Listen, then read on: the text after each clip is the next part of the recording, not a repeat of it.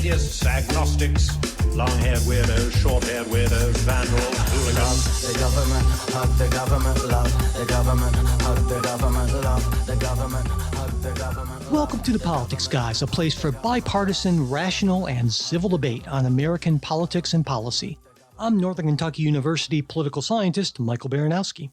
I'm joined today by my conservative counterpart, Cleveland area attorney and defender of freedom, Jay Carson. Hey, good morning, Mike. Hey, Jay, how are you this morning? I'm all right. It's been one of those weeks, but given what other Americans have been through this week, I really have nothing to complain about. So there you go. And yeah, why don't we get right in on what other Americans are dealing with, because some of them are dealing with an awful lot, because in the last couple of weeks, as everyone knows, the U.S. has been hit by not one but two major hurricanes, Helene and Milton. And we're talking a bunch of deaths, massive power outages, millions without power, major property damage. As some estimates have that the total economic cost of Helene might be as much as $250 billion and Milton somewhere between $160, $180 billion, some of the figures that I've seen. Now, FEMA, the Federal Emergency Management Agency, does have sufficient disaster aid funding to respond to both of these hurricanes, thanks in large part to Congress approving $20 billion in FEMA disaster relief in the CR that passed not too long ago that's funding the federal government up until December 20th. Now, Republican nominee Donald Trump and his running mate J.D. Vance have been pushing a number of lies about the relief effort, saying things like that aid to Republican areas is being held back, that FEMA is spending billions on illegal immigrants instead of on disaster victims, that Georgia Governor Brian Kemp couldn't get President Biden on the phone to talk about was disaster relief for his state, and that only thing that people affected by the hurricane is getting for $750 in federal assistance. So a lot of lies there, which I guess is par for the course. Now, kind of pulling back more broadly, Helene and Milton, they're part of a larger trend of an increasing number of billion-dollar-plus natural disasters. For instance, according to data that was pulled together by USA Facts and adjusting into 2024 dollars, in the 1980s, there were $33 billion natural disasters with around 3,000 deaths. That went up to 55 in the 90s, 67 from 2000 to 2009, 120 from 2010 to 2020. And there have already been 85 of these billion-dollar-plus natural disasters just in 2021 to 2024, which means it's a near certainty that will once again shatter previous records for these massive natural disasters, which is due to a couple of things, at least in large part. Number one, increasing population and development in these disaster-prone areas, as well as climate change's role in increasing the frequency and the intensity of these extreme weather events. So, Jay, I thought we'd start with the politics of this. I wanted to get your take on what Donald Trump and J.D. Vance have been saying about the hurricanes and the response from what's, I guess, now invariably being called the Biden-Harris administration in Republican circles. So what do you think about the things that Trump and Vance have been saying? So I think Trump has a talent for botching what ought to be the easy layups, right? And he also seems to have an issue with natural disaster. He just doesn't handle them well, right, in terms of the political response. And I think it's just an inability to calibrate.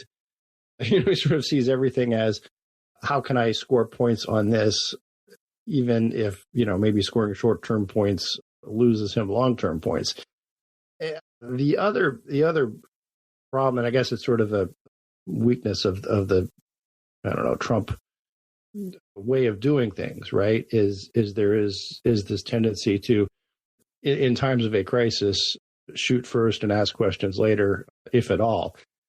And I think that's why you get these sort of, goofy off the cuff things, which I think you can properly describe as lies, or in some cases stuff that I think in Trump's mind, it's not even so much lies. It's sort of like, well, hey, here's something that might be happening, so I'll just say it and see what see what shakes out. Yeah, on that point, I want to comment on that particular point because I think you're absolutely right. There was a Princeton philosopher, a guy named Harry Frankfurt, who wrote a book in 2005 called On Bullshit. And I believe that Trump is really our first bullshitter president. And the distinction that Frankfurt makes in the book is that bullshitters differ from liars because liars on some level sort of know and care about the truth.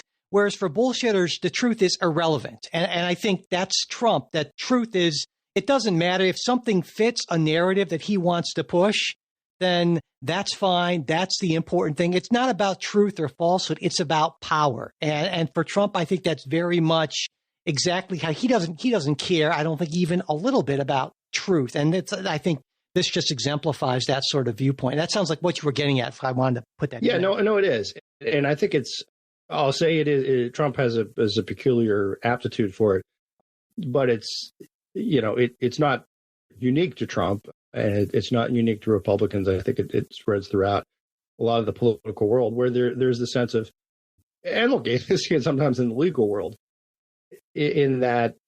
Did you ever read the book Thank You for Smoking? Christopher Buckley. Yeah, absolutely. And well, in that he makes the point, and this is going. Again, I'm departing from the strict political analysis into something maybe a little different, but I think that's fine here because I think it's an important larger point. He makes the book's about a lobbyist who's a lobbyist for tobacco companies. So essentially, he's kind of lies all the time. But the point he makes is as a lobbyist, as someone who argues, he says when you argue, you can never really be wrong, right? You're just making the argument. It's up to someone else to decide whether it's right, wrong, whatever. And I think Trump does that a lot. He'll say something like, "Hey, they're eating the cats, they're eating the dogs," because look, maybe you heard it on the internet somewhere, and well, hey, who knows? Maybe it's true, but that's up to someone else to prove that it's not. The same goes for this type of a situation of FEMA's, not providing aid to Republicans. No, look, I think there's another level of this where it's perfectly appropriate to say, listen, I think the FEMA response has been inadequate in Helene or something. Democrats certainly made that point during Hurricane Katrina, but it's another thing to argue it's purposefully inadequate or that it's politically based. It would seem to be, let's put it this way, that the idea of not providing FEMA funds or withholding or something like that would seem to be terribly bad politics all the way around, regardless of who you're doing it to. So, that's I guess that's my take on it. Is I tend to not read more into this than it's Trump being Trump and bullshitting, and I think it comes across particularly poorly in times of natural disaster like this. Yeah, I guess I agree with you on one level, but on another level, I think it actually works for Donald Trump politically in the short term. I think it's bad for our country, our culture longer term, but I think it probably actually helps to engage and harden energize some of Donald Trump's supporters because and I guess this is in part, I've taken on as sort of a project, communicating with one of my relatives on Facebook who is an ardent New York Post Donald Trump kind of guy.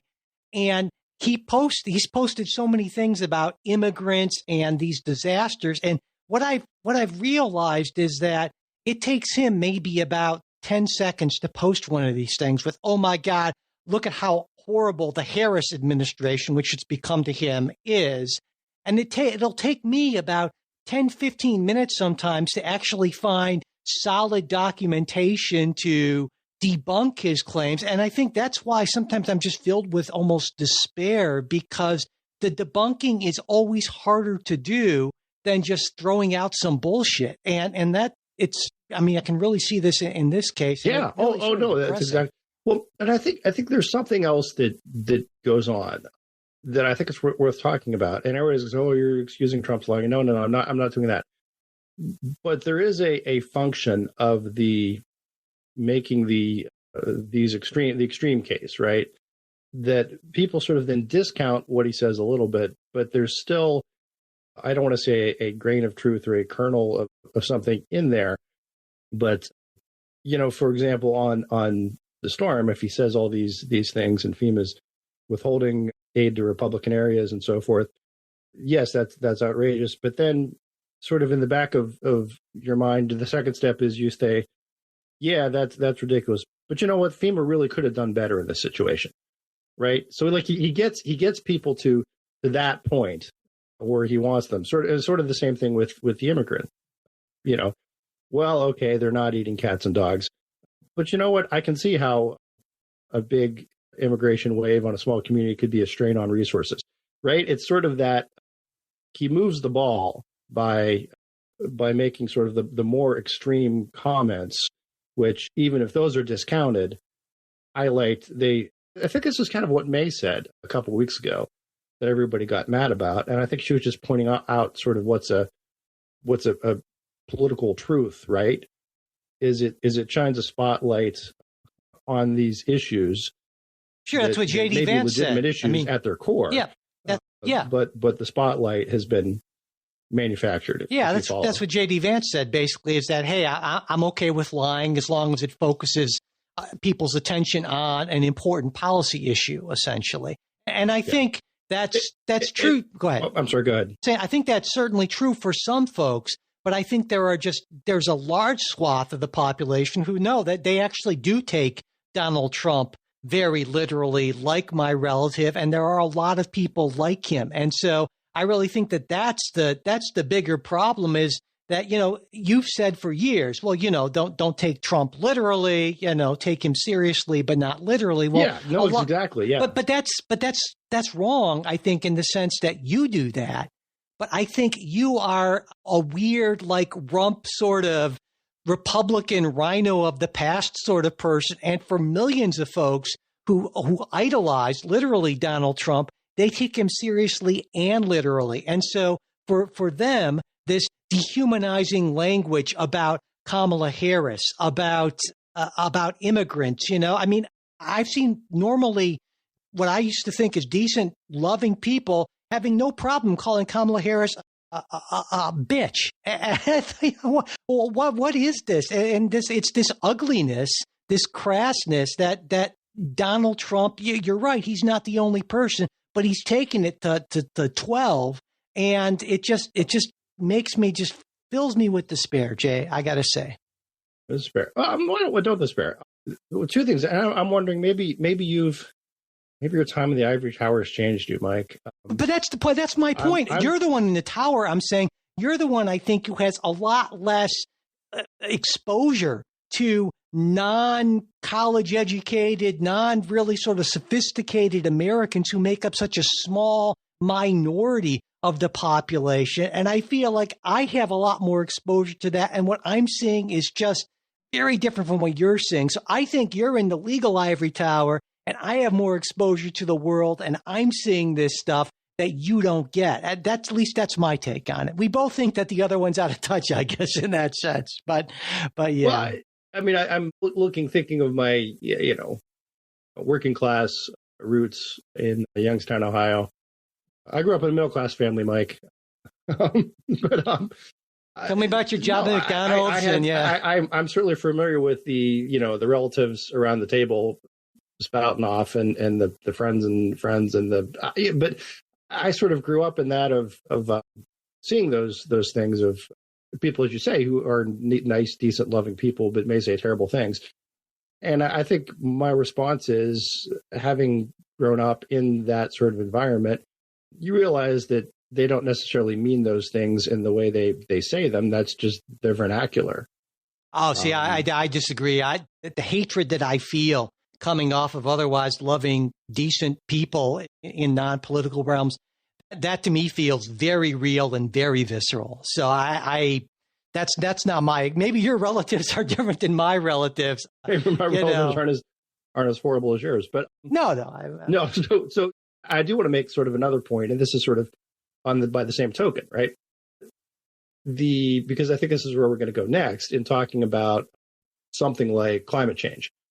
I think the same thing can be said where there are climate change activists who go around making outrageous statements, right? World coming to an end and in various iterations. If we don't do this or that or the other. And they get media exposure because of it, right? And those things may not actually come true. They very, very, very rarely do. But at the same time, people may say, yeah, maybe not passing this bill won't end life on Earth, but maybe we should consider more alternative energy sources. So what I'm saying is, it's not peculiar to Trump, although Trump is sort of very much a master of this and a singular person that you can point to as opposed to a large group of people. Yeah. Oh no, this gets me. Maybe we should have the thing on maybe like on bullshit or exaggeration, but I've served on a number of nonprofits over the years because I'm a really charitable guy. And yes, you are. 1,000 Points of Light and all that. There you go. But it strikes me that, at some point, I always do my a couple of weeks ago, I did the race against the homeless and I beat him once again. I was waiting for that. But every time, every one of these fundraisers, the pitch is, things are so dire. The need has never been greater. Things are worse than ever. If we don't get your donation, this is going to happen. We can't. And it strikes me of having now done these kind of things for, most of my professional life, 20 some years, what the hell are we doing? But I think that's part of the, that's just part of the way people persuade other people. Yeah. So. Yeah, agreed.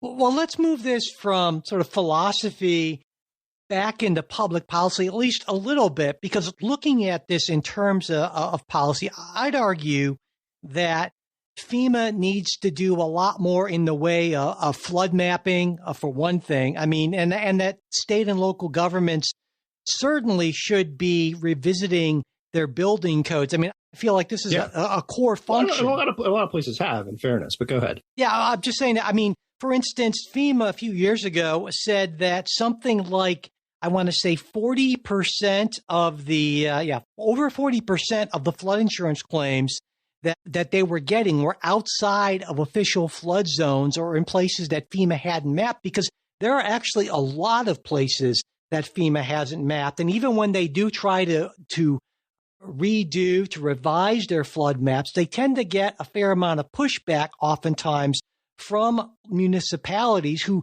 don't want those designations because it makes it more costly to build. And so I really think this is a big, because we're going to get, those $1 billion disaster things, I think, demonstrate we're going to get more of this. And I think we're not in the right mindset in terms of preparedness, because of course, ideally what we want to do is be better prepared for these things as opposed to having to come in afterwards with billions of dollars and hundreds of lives lost. And I would expect you would agree with me on the policy grounds here. No, I do. And in a lot of ways, I think you can make the argument is where you could have some market interventions that help make sense of this. Now, one point I do want to make is, and I'm afraid I don't have the numbers in front of me, but if you look at, again, the billions of dollars lost, the amount of money being spent on storm recovery, and also compare the line of lives lost. The lives lost line, it gets better because we have gotten better at building better structures. We've gotten better at preparation, evacuation planning, all these other things. And I think that's an important thing to remember. To some extent, the cost goes up because we're doing better. We're building back better, as the man said, after these storms. Now, there's also a question of, are we building back better in the right places, which gets to kind of the floodplain issue. Something that's been sort of a thorn in the side of conservatives for years and years and years, this is decades, is the federal flood insurance program. And the argument is, look, this subsidizes essentially risky behavior of building in floodplains, because if the flood insurance were priced to what it actually ought to be, there would be a market incentive not to build in these places. Now, for me to say that today sounds horribly insensitive, but if we're talking about numbers and Yeah. you know, No, I know what you're saying. Yeah. and economic incentives, I think that does matter, and I think you're starting to see some of this in some places like Florida, where insurance rates are skyrocketing, and that's sort of the look. This is sort of the cost of doing business here, and if we take away artificial subsidies, be that government or that's sort of the other quasi-government, right, of not calling it floodplain. Yeah, people will conform their behavior. But the problem, I agree with you, but the problem, of course, is that you have millions of people who aren't in a position economically to be able to either move or upgrade or afford higher insurance rates. And so if you're starting just from a blank parcel of land that no one's living on, it's easy to impose those standards and say, well, if you can't afford the insurance or the cost of building up to code, then just don't build there. But to someone who's living in a trailer park in some, floodplain area or what have you, that's a much trickier problem, right? And I think you'd agree with that. Yeah, fair enough. Yeah. And so it's obviously not an easy problem to solve, certainly, but yeah, definitely an ongoing issue that's going to just get more severe over time, I think. And also, I think there's something else to look into in that, or another factor that, to some extent, the weather is predictable. To another extent, it's not. Also, long term, right? So, for example, Helene was something of an oddity in that so much of the destruction took place so far inland. Mm-hmm. Yeah. Right. It wasn't coast, and it's not something that people in Asheville would typically think about. So and there's the weird things, and there's things that they, in the insurance industry, they have names for them. They call them, 100-year storms and so forth.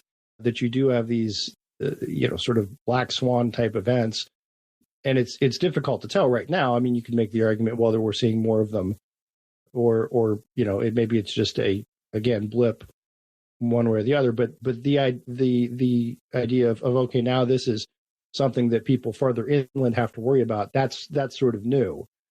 So yeah, absolutely. So moving on, Jay, it was recently the first Monday in October, and I know you know what that means. And for listeners who don't, exactly. The first Monday in October, there's a chill in the air. The leaves are changing. People are getting their tailgating supplies ready for the new Supreme Court season. And wouldn't that be fun if people like that would be tailgating? Yeah, I like it. Yeah, like they do for we should do that next year, Jay. We'll make it a road trip. Well, I think at one point I am going to go to a sitting of the Supreme Court sometime next year. It's one of my goals. Well, make sure you bring one of those big foam fingers. That's important. I think. Folks, if you're interested, again, the tailgating thing, there may be some restrictions on that, but I think you can just show up, and it's like however early you show up. Now, if you're like me, a big shot high roller, a member of the Supreme Court bar, I think I get to cut ahead in line on busy days for seating, but. Yeah, it is. It's open to the public. And I've often said this, that the oral arguments, I think, are really interesting. And you will come away with, I think, so much more respect and faith in our system than you get, say, watching legislative debates or campaign events. Yeah, some of them are very interesting, for sure. I've listened to it is. It's really, sort of the smartest people arguing about really important issues.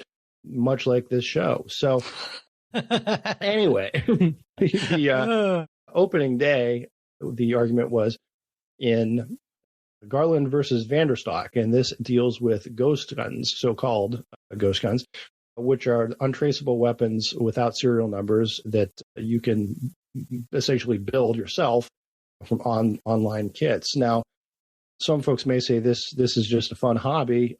The Solicitor General Elizabeth Proligar pointed to an explosion of crimes committed with ghost guns, and noted that the only reason that you might want a ghost gun, an unserialized, untraceable firearm, is because you're otherwise barred from law by having one, or you want to use that gun in a crime.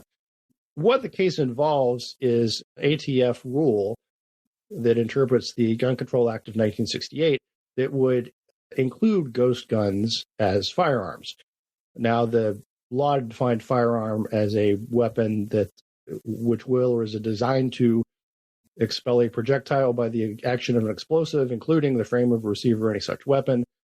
ATF put into place a rule in 2022 that would track that language, but would include it, would cover also gun kits, anything that could be turned into an operational gun, a functional frame. So there are a couple questions there, and one of the big pieces, obviously, is what do we do now with the Loper Bright case, which got rid of what was called Chevron deference, which would have given the ATF a much easier path in this suit.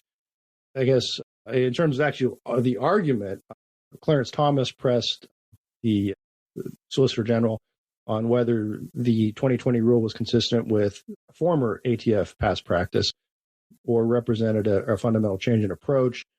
So I guess this is a weird sort of case, Mike, and you can. I'm interested in your thoughts on this. I guess it still comes down to whether this is a 1968 or a 2022 rule, and if so, does the 2022 rule, do they need the Loper Bright help that they used to get, or the Chevron help, so to speak?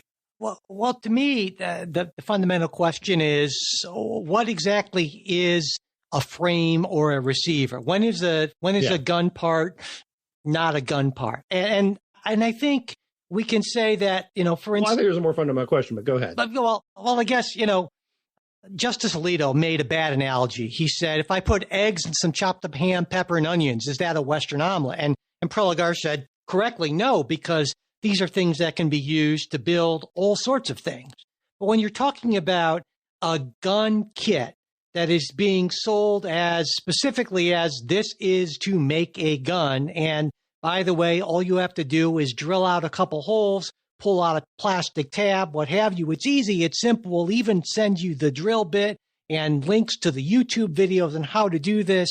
This is, in effect, a frame or a receiver. This is, to me, it seems pretty clearly covered. Now, I know that Reed O'Connor, the district judge who initially ruled on this in Texas, disagrees with that. He said, well, hey, if Congress wanted to specify that, they should have specified that. Now, but I guess here's my problem is that, well, think about a way of specifying that would perhaps satisfy Judge O'Connor and the Fifth Circuit, which upheld his decision. I'd say you could just make this an argument that, well, that would fall under unconstitutional vagueness, right? Because you could say, well, anything that could be readily converted into, a frame or a receiver. But then you could say, well, what's readily converted? Does that mean 20 minutes, 2 days? Doesn't it depend on whether or not, let's say I own a machine shop. Well, I can readily convert all kinds of stuff into a gun. And so, and under,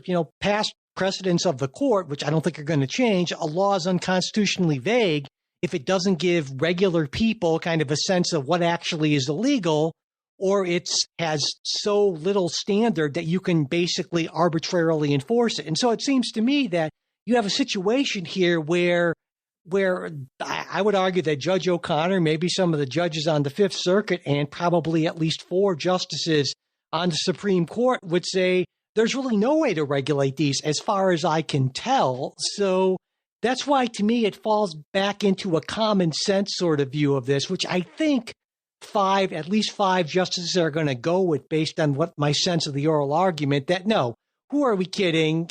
These things aren't hobbyist sort of things. These are pretty clearly a way to get around this prohibition to use guns for illegal things. And so that's my take. And I'm curious, what would you think about that? Well, I think there are a number of other legislative solutions that you could take up, right? That might fix this. For example, you could require, once you perhaps you have to register the kits, right, with a serial number, that sort of thing, right, so that you still meet the registration requirements. But I think, the more fundamental question is this a question that Congress should answer, or that the ATF can do by rule? Obviously, I think my preference is always to have better written statutes and less administrative leeway. But this strikes me as a closer call than most, right? Because it does seem to be firmly within the ATF's wheelhouse. So, my sense would be that I'm sort of with you as far as what I think would happen. I think this may be a 5-4 type case, because it does sound as if these, the gun, the kits are nearly complete, right? It's sort of, they're described as sort of dummy proof, and you can go to a functional gun in 15 minutes and that sort of thing. That would seem to be different than I am just buying a model that I like to build models for fun. So that's, my sense. Now, I guess the question is, do they wade into the post-Loper Bright discussions of, well, what do we do with agencies' interpretations now?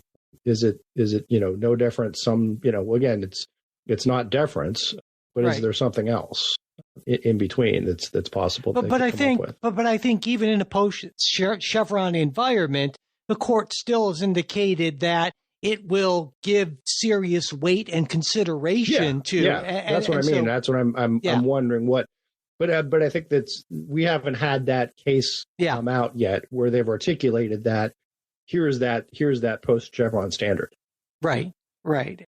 So from looking at it from a purely legal geek rather than a public policy type perspective, I think that's what's probably more significant about this case, is it is sort of one of the first post-Loper Bright cases. You might see a new test as to what weight to assign to the administrative agencies. It sounds like you and I are both expecting a sort of similar result in this case from the court. Yeah, and there was that case, and then the other. It seems weird to me that we could have a case where the state itself is saying, "Hey, by the way, we lied in court, and we think that this guy that's on death row got a bum deal, but apparently nobody can do anything about it." And this is kind of a Hail Mary thing, which kind of leads us into that second big case we wanted to talk about, right? So, the second case has to do with a man named Richard Glossop. Last year, the court put his execution on hold to give the court more time to consider his appeal, which indicates that, listen, he's got at least 5 votes, to have gotten that far. He was convicted for the murder, a 1997 murder, but he's maintained his innocence. And, now, as you said, prosecutors have noted that there was false testimony given at his trial. To me, look, this is one of those sort of what ought to be a no-brainer, but you have this weird rule of the courts, right? That hey, all you look at is the record below, and if it wasn't in the record, and this is what we ruled, and here's the standards we apply. But to me, it's very troubling when you're dealing with a death penalty issue. My sense is the court will we'll send this back for a new trial, because I think everyone would be troubled by the idea that someone can be executed based on what is essentially a procedural bar, right? Though weirdly, it seemed to me like Justice Thomas wasn't very concerned about that. His big concern seemed to be the reputations of the prosecutors in the case. I mean, much more so than this guy who's been at death's door, literally, like I think he's had his last meal 3 times, and it's only just through some bizarre flukes in some instances. Once, I think, was that Oklahoma didn't have the right drug cocktail or something like that. I mean, it's just, to me, it's just, I don't know, it's just so bizarre. When I first read the facts of this case, how could it possibly be that the Attorney General of Oklahoma says, "Hey, listen, we shouldn't be executing this guy," and everyone else say, "Well, that's just nothing we can do about it." That just, to me, it seems like if you are not a fan, but if you are a proponent of the death penalty, you should be fighting extra hard to make sure that Glossop gets a new trial, because I would argue that the most important argument that death penalty opponents have is that it's too easy to wrongfully execute someone, and at that point, there's no remedy, and this would be such a case in point. And so this is just an awful sort of case, and And the reason Oklahoma's governor can't commute the sentence because under Oklahoma law, you need a positive recommendation from the state pardon and parole board, and they deadlocked on this 2-2. They normally have 5 people, but someone else was involved, or they had a family member involved in the prosecution, so they had to recuse themselves. But yeah, I certainly hope you're right that they'll vacate the judgment and remand this for a new trial, because this seems pretty clearly a Fifth Amendment issue. I think the court absolutely has a way in to rule on this, and some people were wondering if they did, but it seems to me that this absolutely is a due process sort of issue here. Yeah. So, and the other test, right, that courts look at is sort of, well, would this have made a difference with this other testimony to come in? And some, what the prosecution argues is, no, listen, there was still certainly a solid evidentiary basis to convict this guy, absent the untruthful testimony. And I think the response is that, well, you never know, right? That it could have come out differently. And also the fact that if evidence had been turned over, if the jury had known and you'd been able to cross-examine and gotten this person to admit that he's lying, well, that changes the tenor of things in terms of the case as a whole.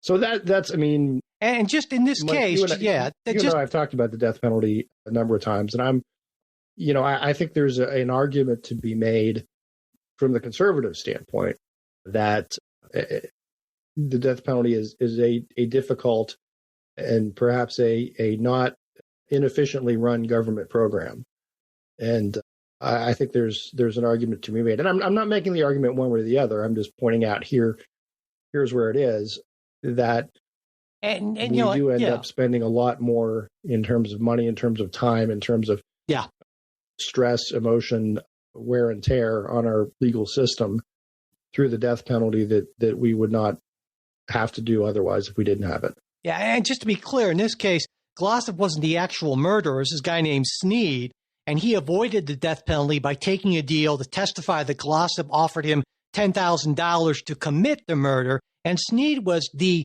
critical, right, basically the only person who could testify to this, but he lied about being under a psychiatrist's care, taking lithium and so forth. And the idea that, I mean, it's one thing if you have a whole bunch of other evidence and there's just this one element, but this to me seems, I honestly don't know what Oklahoma's board, its pardon and parole board, was thinking here. I mean, Oklahoma certainly is a big fan of killing people. I mean, they're on a per capita basis, they do even better than Texas on this sad sort of marker of things. But this to me just seems like such a travesty, and I would like to think that the court will step in and ensure that there is a new trial, because it would just be so many kinds of wrong for Glossop to be executed at this point, I think. So, all right. All right. Well, let's move on to some. I guess I'm sort of withholding judgment in terms of, I'm not going to go to the merits because I don't know enough. But sure. On the procedural basis, I would think that a new trial would be warranted, if not prudent anyway. So. I think just in general, when your state attorney general says, "Oh, by the way, we screwed up and this guy should get a new trial," that should be pretty strong. Make a pretty strong case on that. So, and this isn't some kind of crazy liberal progressive kind of guy. We're talking about Oklahoma. In fact, Oklahoma didn't even actually represent itself in this trial. It was one of those instances where the state didn't want to do that, and so they had to appoint somebody to make the case for executing him, which is just a really weird situation. All right. Well, let's move on to something a little bit different. Some people are wondering if Kamala Harris is changing her media strategy. I know some people would say that her avoidance of unscripted interactions with the press really maybe wasn't working out as well as her campaign had hoped.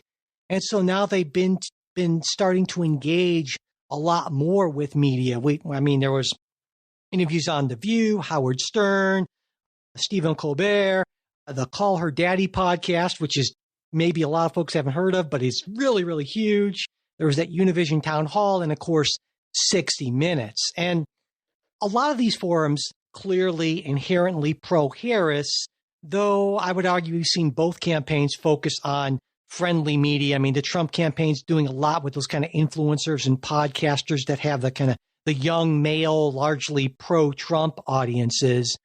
But in the previous media world, in the media world, Jay, you and I grew up in, 60 Minutes was a big deal. And I would argue that while maybe now its audience size is sort of dwarfed by what like things like the Call Her Daddy podcast can draw in, or Joe Rogan or things like that.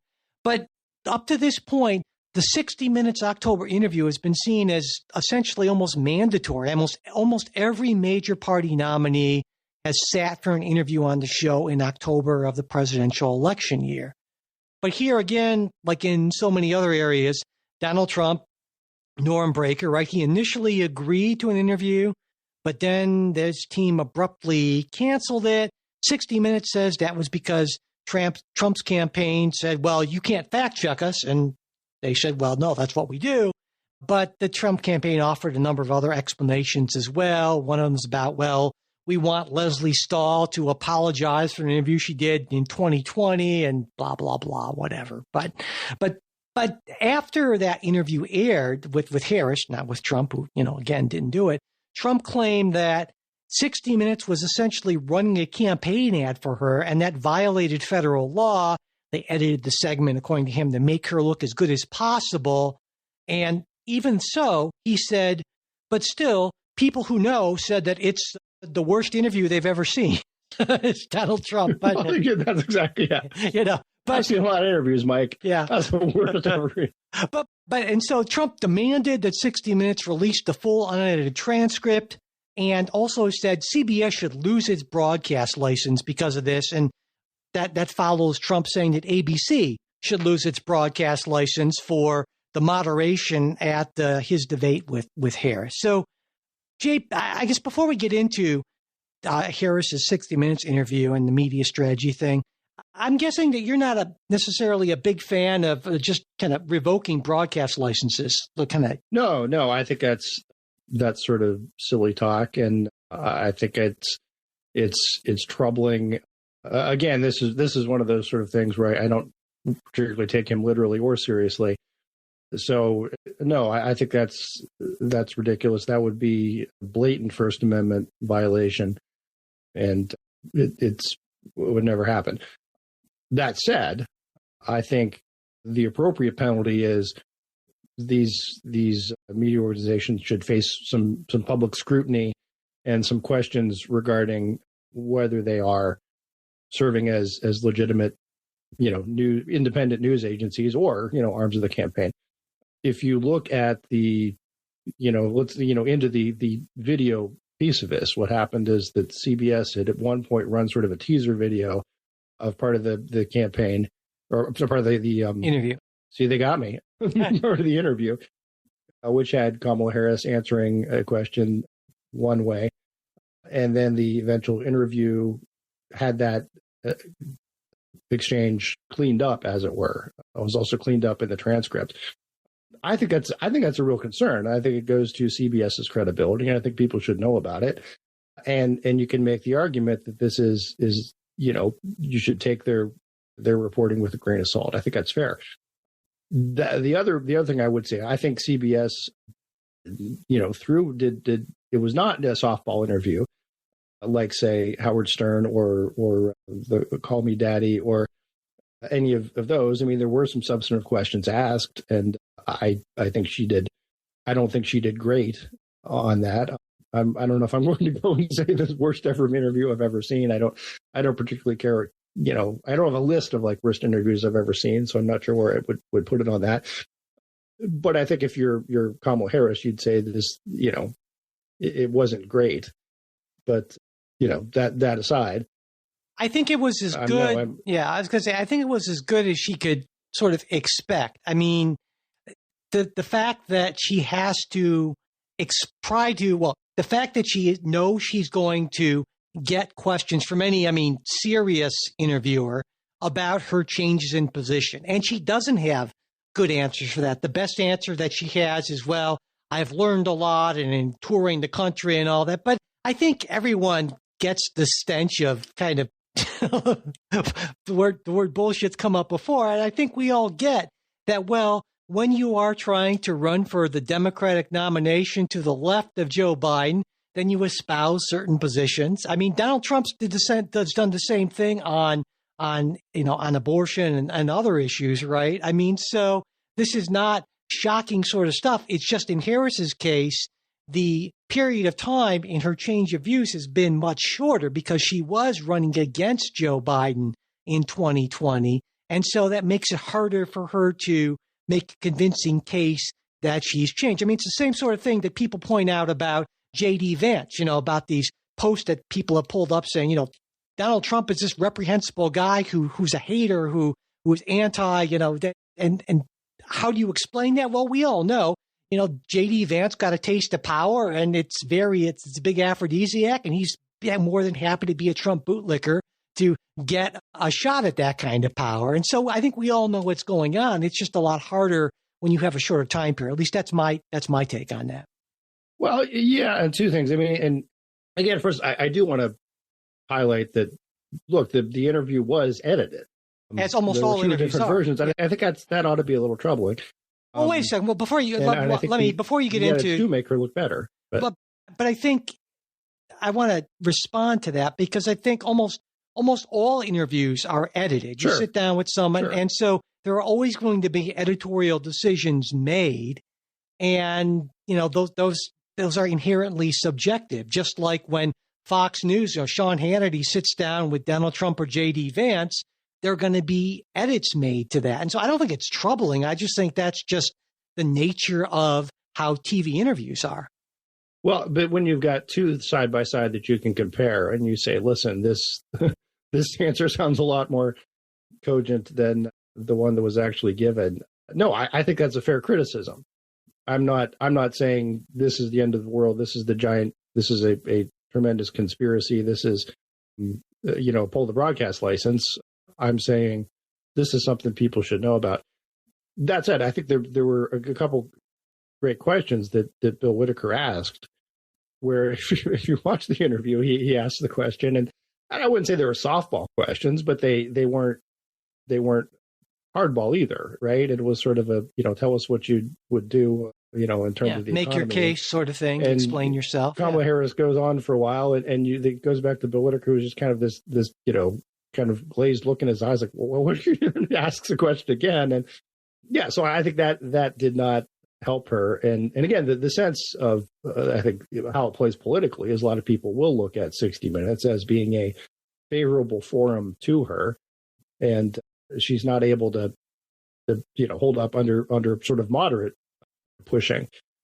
What's even worse, I think, is some of these other, like The View. Was it on the Call Me Daddy one where there was the question of, what would you do differently than Joe Biden? And the response is, why, I can't think of a thing.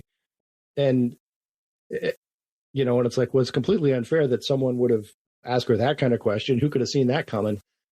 And that's what I think is almost laughable, that how do you not have an answer for that question? Or you seem to be caught off guard by that question. So. Yeah, but I think on some areas she made a good case. She was strong on Ukraine, and argued that basically it seems like Trump's secret plan to end the war is on day one, of course, is all about Ukraine surrendering, and it seems to me that's the only way you end that war on day one. I think she was strong, if not, well, I think she had a good answer on immigration that won't be convincing to a lot of people. The fact that you had Jim Lankford, Oklahoma Republican, who was nobody's idea of a progressive or even a moderate conservative, who worked out this bipartisan immigration deal that Donald Trump said, listen, folks, you better not vote for this because I want to run on the issue. And so I think that's a strong argument, but it's a more nuanced argument to make, certainly. And yeah, but none of those responses answer the question: what would you have done anything different than Joe Biden? Yeah, and I think it's a challenging position for a vice president, because she is if the response starts with, well, Donald Trump, then that's not answering the question. Well, I guess I would almost be concerned about a sitting vice president who was willing to throw her boss, under the bus, Oh, yeah. And so, because there is I certainly, and I know you value loyalty as well. If you're part of an administration, is saying that, well, you know what? I think that the president just screwed up a lot of things. I take but if you're running a campaign that says it's time to turn the page, I guess it's well, yeah, but I mean, what does that mean? What was wrong with the page we were on? If you're saying that was, you wouldn't do anything different. Well, I think that she's saying it's time to turn the page on Donald Trump and the gerontocracy, essentially. But in terms of policy, I see. I don't think she feels. So we haven't been on the Biden page for the last 4 years. No, we have been. It's still been Trump who's been in charge all this time. Well, because she's running against Trump and not running against Biden, and so not electing Trump would be turning the page from Donald Trump. Right. I guess. But yeah, in terms of my point is why wasn't the page turned in 2020? I'm not sure I understand the question. Oh, I see what you're saying. Sure. I mean, it wasn't turned in 2020 because she couldn't win the nomination. I mean, that's the fact of it, but in terms of actual policy outcomes, no, I would expect that a Harris administration is going to look very much like what a second Biden administration would look like. I mean, right. Which makes it an oddity as you're running as the change candidate. Sure. And that is part of her problem. And if the question is, so what would you have changed? The question is, well, nothing really.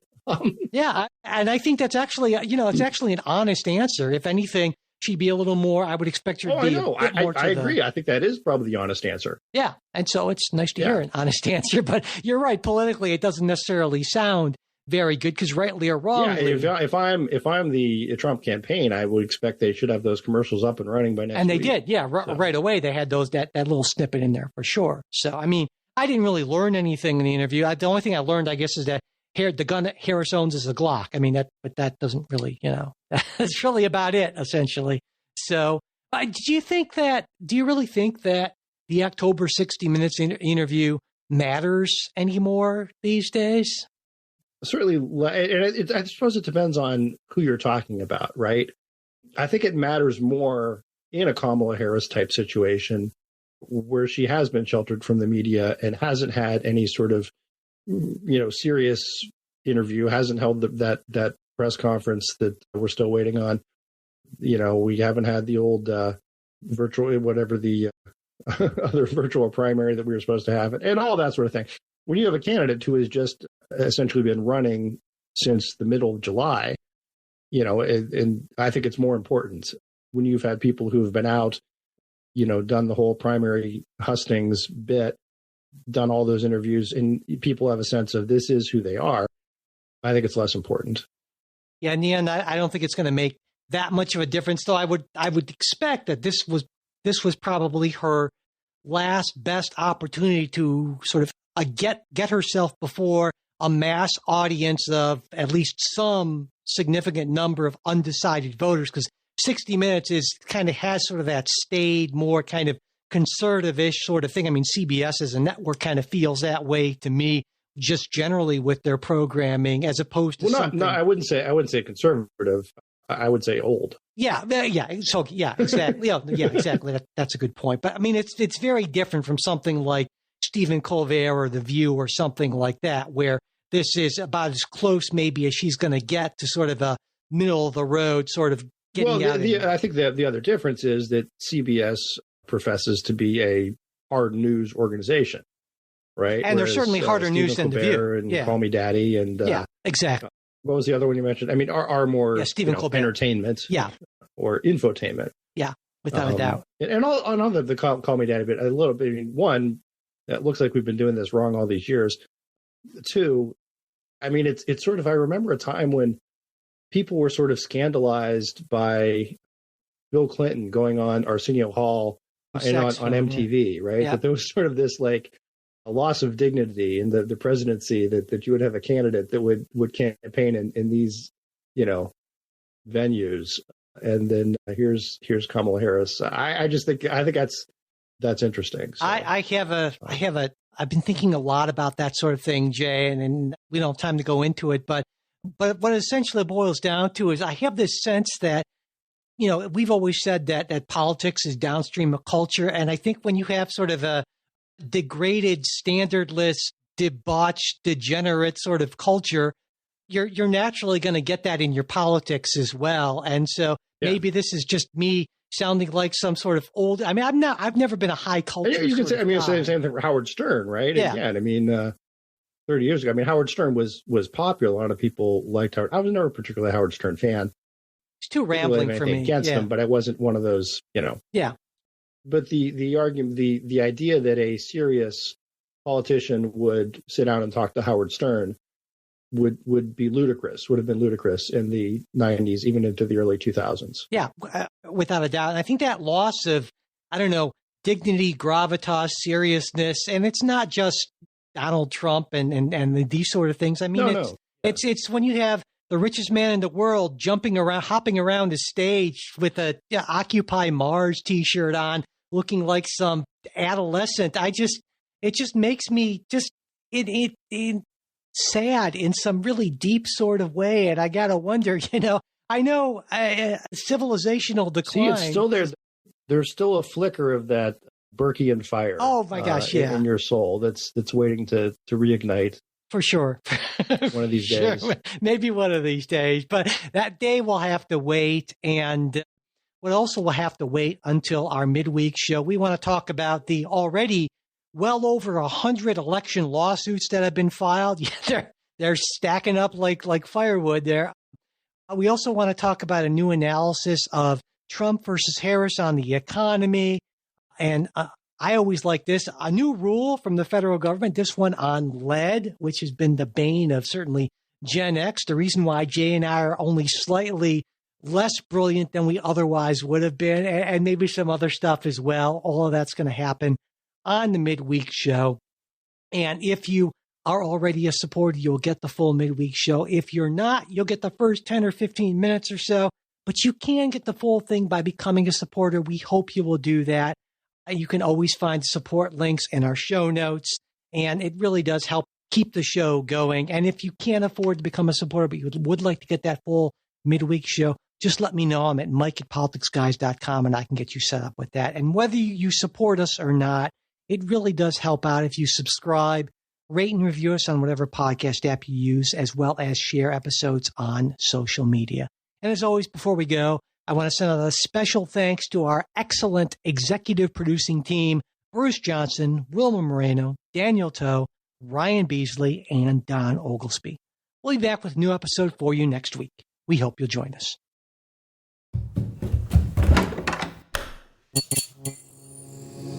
This podcast is part of the Democracy Group,